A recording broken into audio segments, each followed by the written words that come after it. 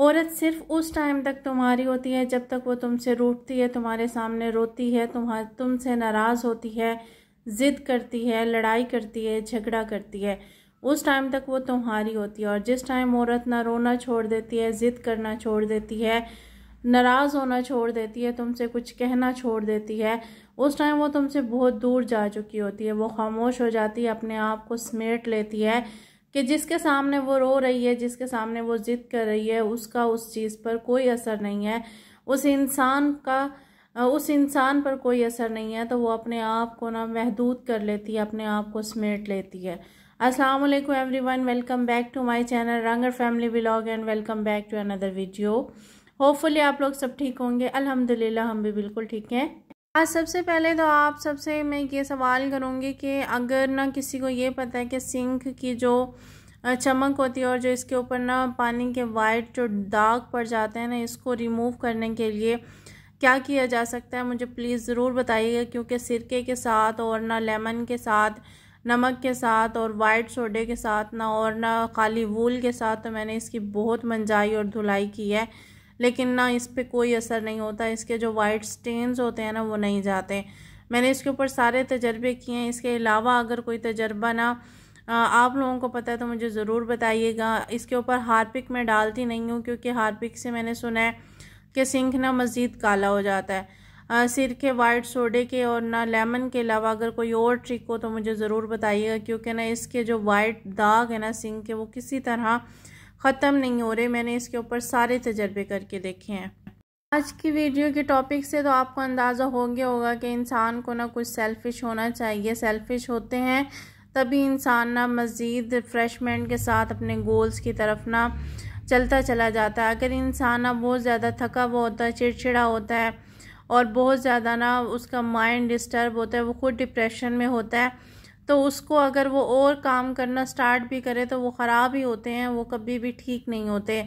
कल जब इंसान ना लो डेज में होता है, जब डिप्रेशन में होता है, जब ना चिड़चिड़ेपन में होता है, तो उसे रेस्ट ले लेना चाहिए। कल मेरी भी यही सिचुएशन थी। मैंने भी कल फुल रेस्ट किया, सेल्फिश होके अपनी ज़िम्मेदारियों से थोड़ा सा भाग के, क्योंकि इंसान है, मशीन थोड़ी है, थक जाते हैं, उसे इंसान को भी रेस्ट की ज़रूरत होती है। कल मैंने ना ही सफाइयाँ की हैं, ना ही मैंने खाना बनाया है, क्योंकि लेफ़्ट ओवर में मेरे पास आटा भी गूंदा हुआ रखा था, सालन भी रखा हुआ था मेरे पास ना, सैंडविच बनाने के लिए ब्रेड भी रखे हुए थे और शामी भी मेरे पास रखी हुई थी। इतना सब कुछ मेरे पास था और मैं लो फील कर रही थी, सेल्फिश फील कर रही थी, क्योंकि बाहर का तो मेरे पास हो नहीं सकता। अभी अगर हस्बैंड बाहर जा सकते तो हो सकता है कि मैं ये भी ना करती, मैं बाहर से ही कुछ ऑर्डर कर लेती, तो उनसे बोलती कि मुझे ला दें।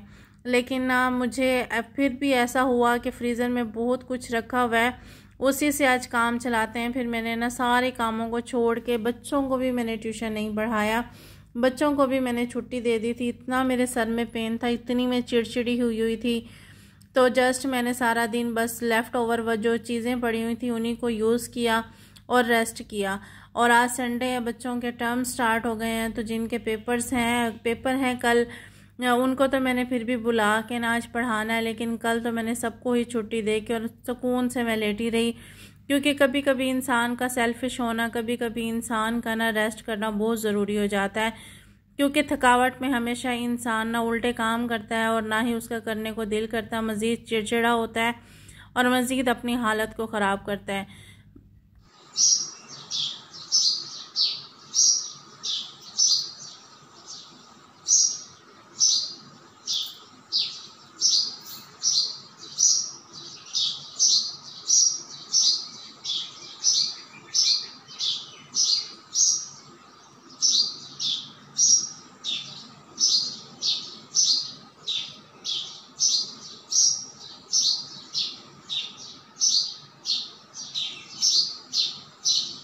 सुबह का टाइम था और मैं कूलर की रीफिलिंग कर रही थी। कूलर की रीफिलिंग बहुत कम हो गई है।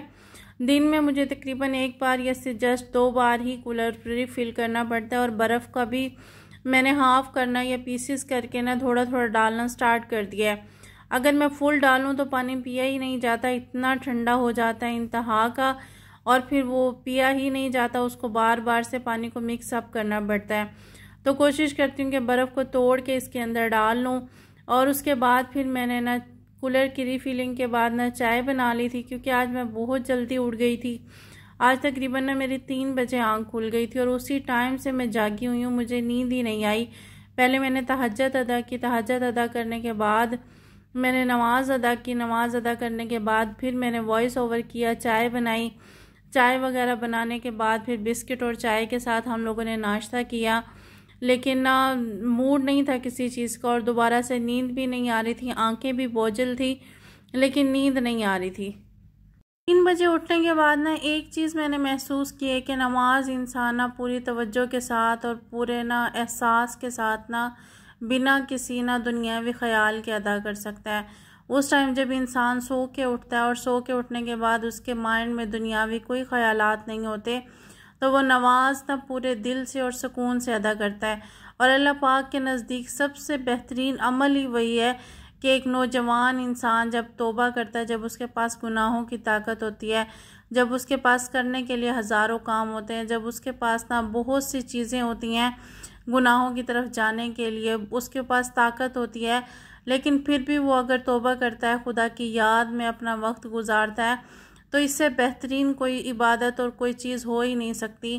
तहज्जुद की नमाज के बाद मैंने फजर की नमाज़ अदा करके फिर भी मुझे नींद नहीं आई थी। शायद मैं सारा दिन कल लेटी रही, कोई थकावट नहीं थी, इसी वजह से मुझे सुबह मेरी आँख खुल गई थी इतनी जल्दी और आँखें बोझल हो रही हैं, लेकिन नींद फिर भी नहीं आ रही।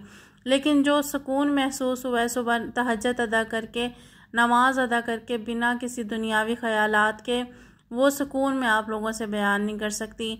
क्योंकि जब इंसान ना अपने आप को ना हर चीज़ से आज़ाद कर लेता है, हर चीज़ से उसके शिकवे शिकायतें ख़त्म हो जाती हैं, जब वो खुदा का शुक्र अदा करना स्टार्ट कर देता है, जब वो अपनी ज़िंदगी को बनाने में मसरूफ़ हो जाता है, तो अल्लाह पाक उसके लिए राहें खुद ही हमवार कर देता है। इंसान ना हर चीज़ से गाफिल होकर सिर्फ खुदा की तरफ अपने आप को माइल कर ले तो उसकी ज़िंदगी संवर जाती है।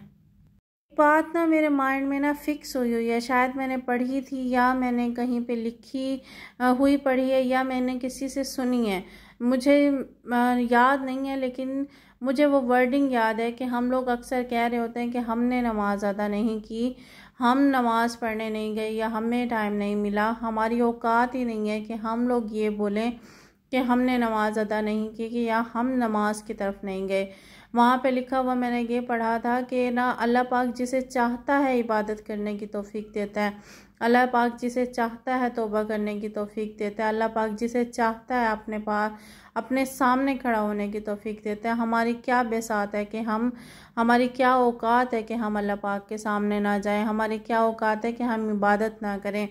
जब मेरे माइंड में ये चीज़ आती है ना और किसी दिन मैं नमाज़ अदा करना भूल जाऊं, तो मेरे माइंड में बार बार एक चीज़ टक होती है कि आखिर मैंने ऐसा क्या किया है कि आज मैं नमाज़ पढ़ने की, अल्लाह पाक ने ये ज़रूरी नहीं समझा कि मैं उनके सामने खड़ी हूँ। अल्लाह पाक ने पता नहीं मुझे किस गुनाह की सज़ा दी है कि आज मुझे नमाज़ पढ़ने की तौफीक नहीं हुई।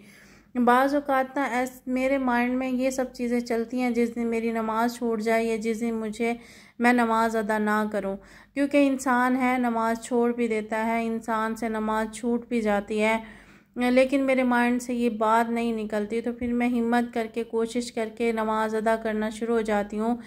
पता नहीं मुझसे ऐसी कौन सी ख़ताएँ हुई हैं जिसकी वजह से मुझे नमाज ही पढ़ना नसीब नहीं हुई है। बहुत बार तो ना दिल में ये ख्यालात आते हैं कि हम लोग नमाज़ पढ़ रहे होते हैं, नमाज़ पढ़ते पढ़ते हमारे माइंड में इतना सब कुछ चल रहा होता है, हमारे माइंड में वो ख्यालात भी आ रहे होते हैं जो हमने कभी सोचे नहीं होते, हमने कभी चाहे नहीं होते, और नमाज के दौरान में वो अल्फाज, वो मंज़र, वो सब चीज़ें हमारे माइंड में चल रही होती हैं, हमारी आंखों के सामने हो रही होती हैं, लेकिन उसके बावजूद फिर दिल में यही ख्याल आता है कि पता नहीं इस तरह हमारी नमाज कबूल होगी या नहीं होगी। लेकिन फिर दिल इस बात पे मुतमईन हो जाता है, इस बात पे सुकून आ जाता है। कहते हैं कि इंसान की नमाज़ें और इंसान की ना जो अल्लाह पाक की इबादत की तरफ इंसान रागिब होता है, उससे ये पता चल रहा है जब इंसान एक नमाज अदा कर ले और दूसरी नमाज का वो बेचैनी से इंतज़ार करे और दूसरी नमाज अदा करने का वो इंतज़ार करे और उसको तौफीक हो जाए, तो कहते हैं कि इबादत कबूल हो गई। लेकिन दुनियावी ख्यालात जब माइंड में आते हैं तो दिल में ये बातें बहुत सी आती हैं कि आखिर वो कौन सी वजूहात हैं कि हमारे माइंड से दुनियावी ख्यालात ही नहीं जा रहे, हम लोग नमाज की हालत में और हम लोग बहुत सी चीज़ों को सोच रहे हैं। ऐसी बातें मेरे माइंड में ही चलती हैं या आप लोगों के साथ भी सब कुछ होता है, मुझे ज़रूर बताइएगा। और आज का व्लॉग भी मेरा यहीं तक था। अगर आप लोगों को व्लॉग्स पसंद आए तो लाइक शेयर और सब्सक्राइब ज़रूर कीजिएगा और मुझे ज़रूर बताइएगा। बहुत ज़्यादा ख्याल रखिएगा, दुआओं में याद रखिएगा, कोशिश कीजिएगा कि अपनी ज़िंदगी को इबादत की तरफ अल्लाह पाक की राह में सर्फ करें। मेरी तरफ से अल्लाह हाफिज़।